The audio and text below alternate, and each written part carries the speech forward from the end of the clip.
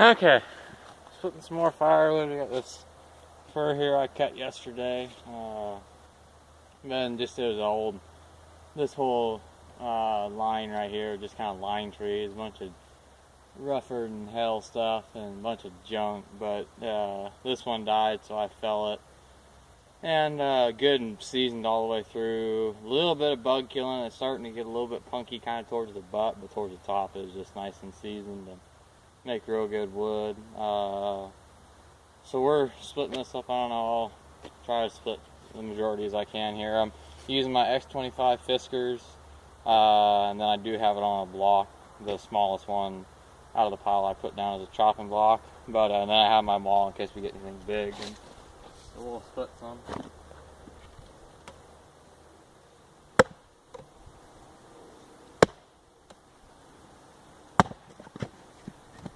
Pretty easy splitting stuff, not really any knots in it.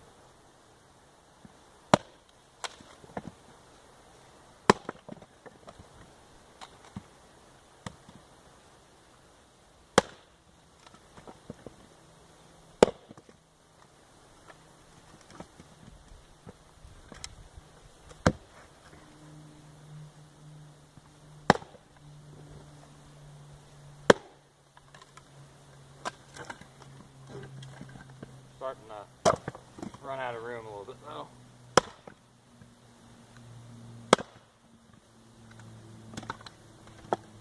Move our block again. We're getting down towards the butt too. There's a little bit of top wood left in, but the majority of it's butt wood.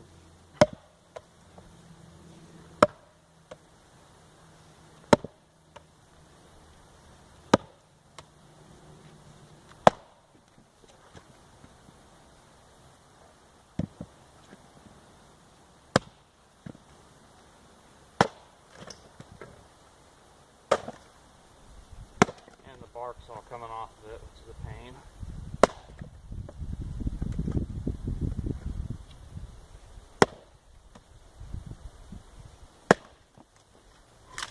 You'll see me on a lot of these when I'm quartering it and everything. We're not quartering it, but splitting chunks. I'll choke way up just because it busts easy, and it's easier on the splitter than big,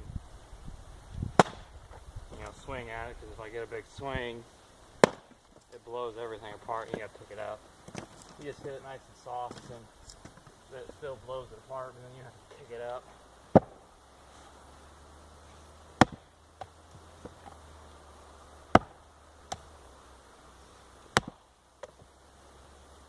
When you're splitting wood, the best way to do it is a lot of people think, oh, you just hit it right there. Hit it in the middle. Don't hit it in the middle. Hit it at the back, at the front. Go back and forth, alternate.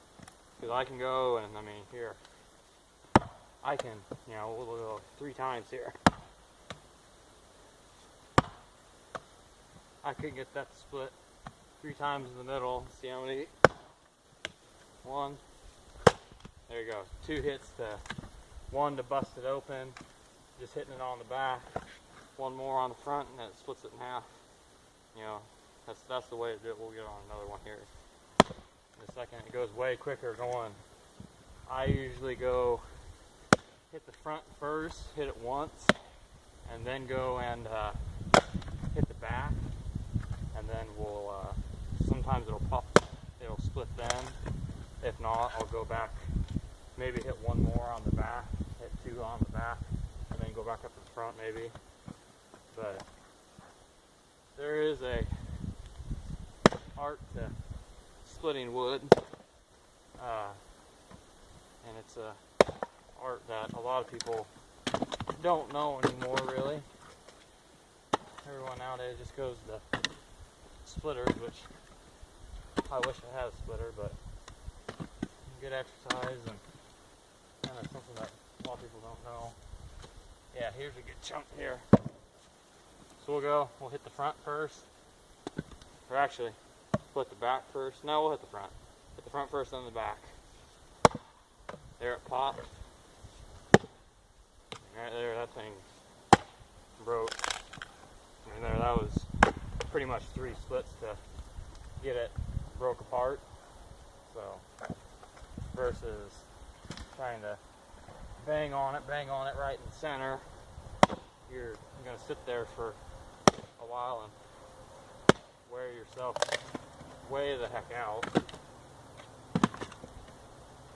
As far as a review for this axe goes, I've had it for, I think I've had it for, what, probably 4 years, I think is how long I've had it. They say in the videos you watch it from Fiskars, they have the slippery coating. That wears off, and I mean, shoot, I wore that off in a day, splitting wood. It just wears it right off, which the metal's so shiny that it doesn't really need it. You could definitely tell a little bit of difference, but not a whole lot. Takes the edge real good. It doesn't have any problems with, sharpening. I sharpen it with a file, and this one here I rip messing around with the saw. But no, it's been a really good axe. I've had no complaints with it.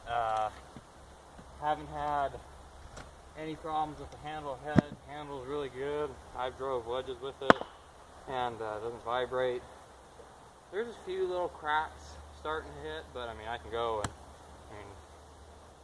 you can see that doesn't hurt it at all, hitting it off the handle.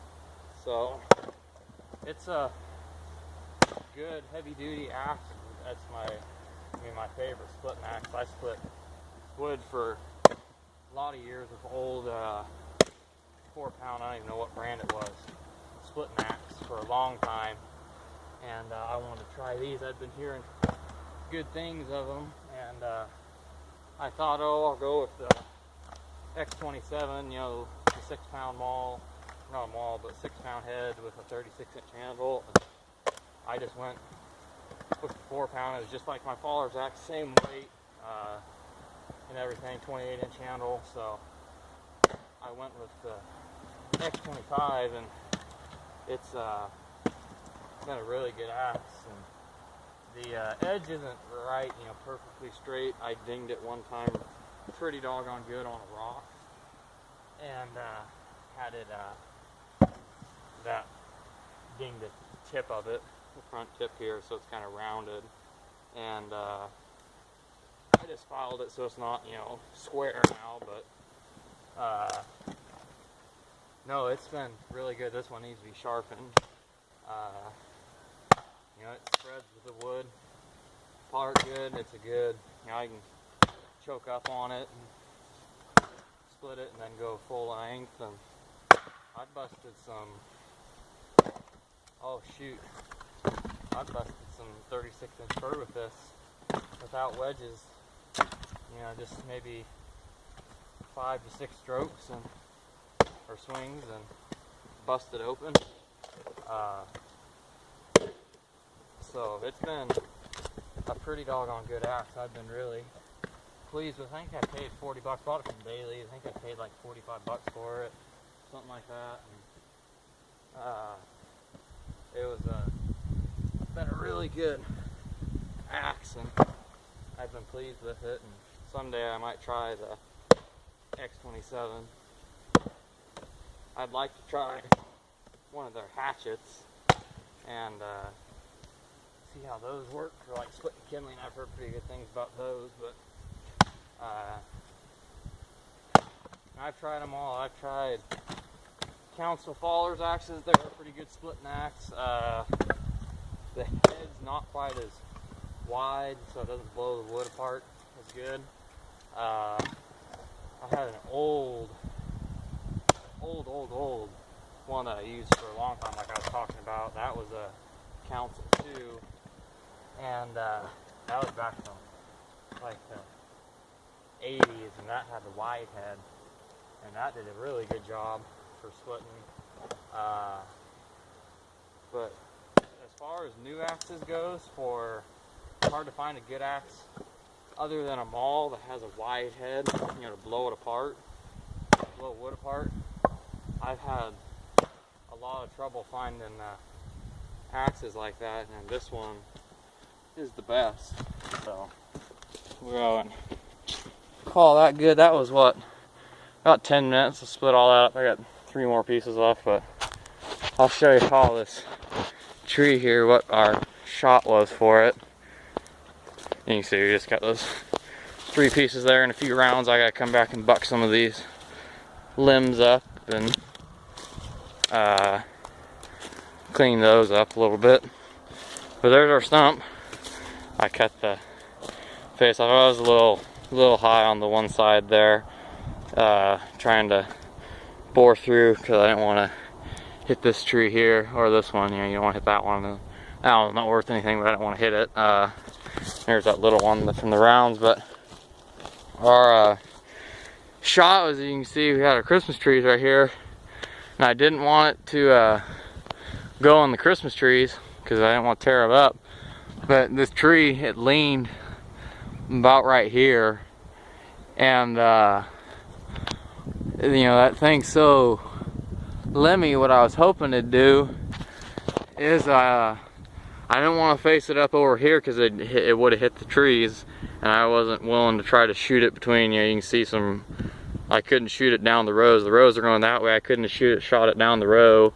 I didn't want to try to shoot it kind of diagonal through a row, so I faced it up right into this tree, and I was hoping it'd brush by all this and, you know, just blow through, because it was a, you know, pretty good sized tree, and you can see on the stump there it's got that one funky side. But I was hoping it'd blow through the limbs there, and it did. It blew through this little fir tree here, blew through all that, blew through all out there, and you can kind of see the ferns they just sprang back up after I bucked it out. But it went out and then threw all my brush over here and pulled all the wood over to here and just stacked it right there to split it.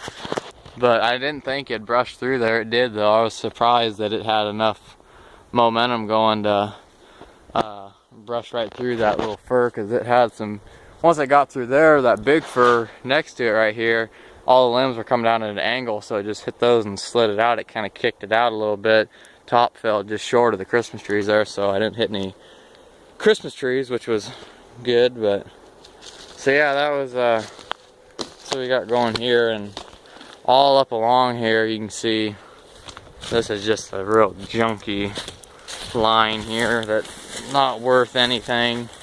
Trees are all rougher than the cob, and you can see like that tree there, you know, it just doesn't even do anything. I'll cut that one, kind of open this up, cut that one there with the fork in it, you know, that big bow in it. I'll cut that one, and all these smaller little pistils in here, kind of thin out some of those and cut some wood, and then all these, you know, real junky, they're just, they don't make anything else, but they'll make good firewood because they're you know, kind of pitchy and everything, and make real good wood. They'll be green, but just let them season. And I'm gonna show you also on my 3-wheeler here, I got this gas and oil mount up here done, and I got this here, and all it is a you can put like your mini piggy or combo jugs in here, and then you can put just a regular, you know, 2 jugs tied together, starter rope. You can set those in here though. It had a strap going through, the strap was rotting out, so I just take a bungee it around, hook it into the hole here and hole back here, and I painted it. And I just bolted that to the front because it didn't have enough room anymore in my box to carry gas and chaps and everything. So I just mounted it. I got 2 U-clamps down in here and just cut those off of my grinder, ground those off a little bit.